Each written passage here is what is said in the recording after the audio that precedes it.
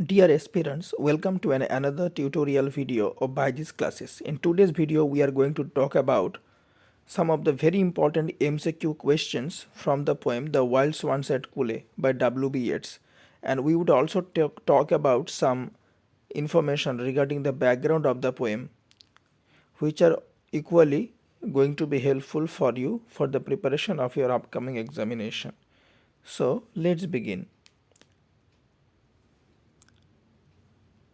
The poem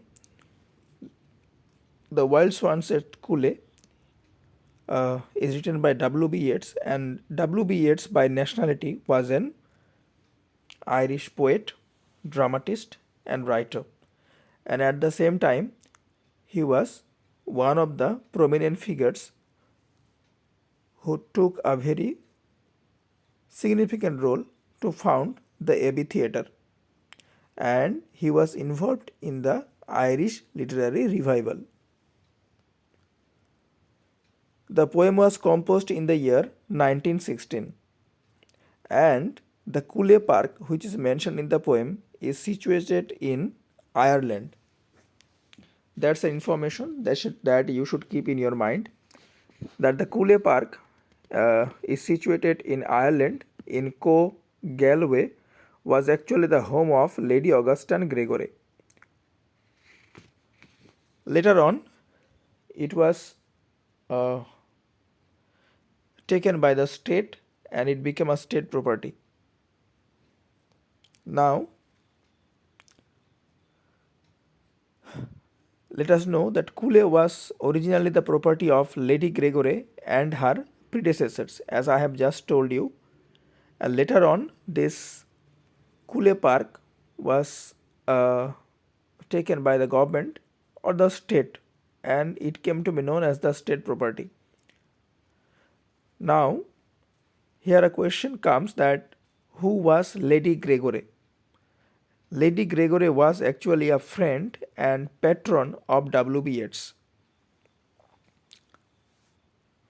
These questions are important from the background of the poem, so you should know them equally. Yeats was involved in, as I told you, Irish literary revival. And one very important question from the poem is that the poet is revisiting the COOLE Park after 19th autumns or years. That is, he is revisiting the park once again after 19 years. 19th autumn had come upon me. In this line, the poet means that he is revisiting the park once again after 19 years, or he had visited this park 19 years prior or before. And the line 19th autumns had come upon me has a cross reference to William Wordsworth's poem Tintern Abbey, in which the poet has said that 5 years have passed, 5 summers with the length of 5 long winters.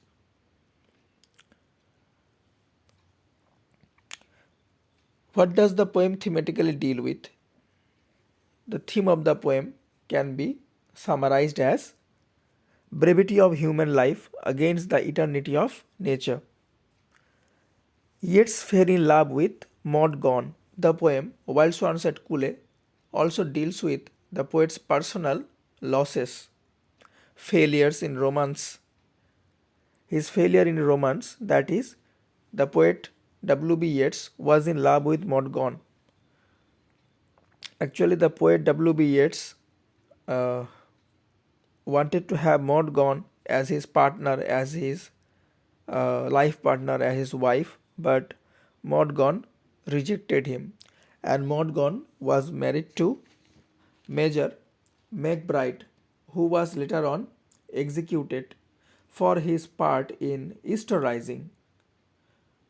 In the year 1916, this occurred, and the poem The Wild Swans at COOLE is also written in the same year.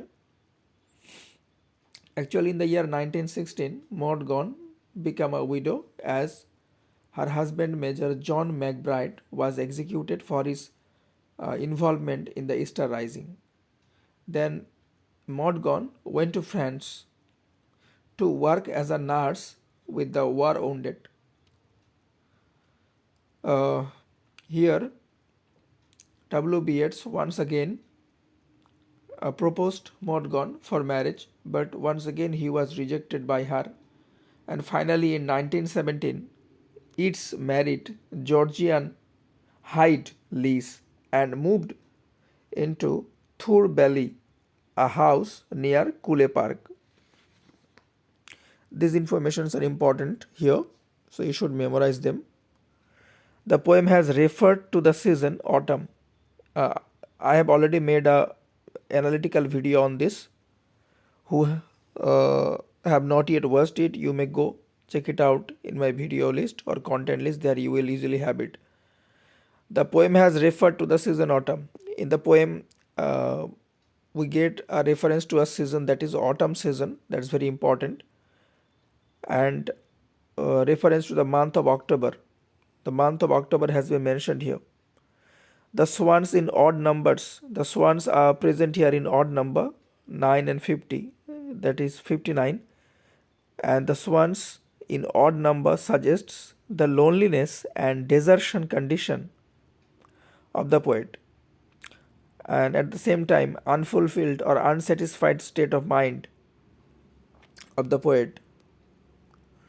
The swans stand for or suggest ever youth and beauty, that is beyond time and tide, and at the same time they stand for vigor, passion and love that never grows old. In the poem we find a line like mirrors a still sky, and that is an example of alliteration, and at the same time the bell beat of their wings, that is also an example of alliteration. Some two adjectives used by Yeats to describe the swans are brilliant and mysterious. So that's all for now.